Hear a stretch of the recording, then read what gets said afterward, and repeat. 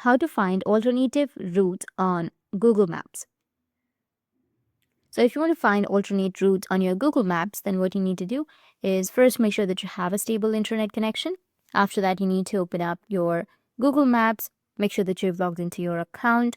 Now, once you're on your Google Map, you need to go and select a location.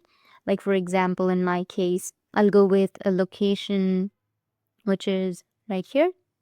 And then you need to go with directions, tap on directions, and you will have these directions, right? So you need to go and select your location, tap on your location and select a location.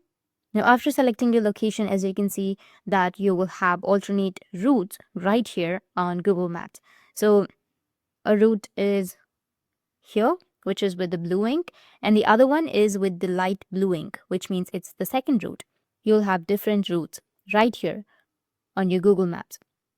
In my case, I have two routes right here, but if you have more than two, like 3 or 4, it will show all of the routes that is available.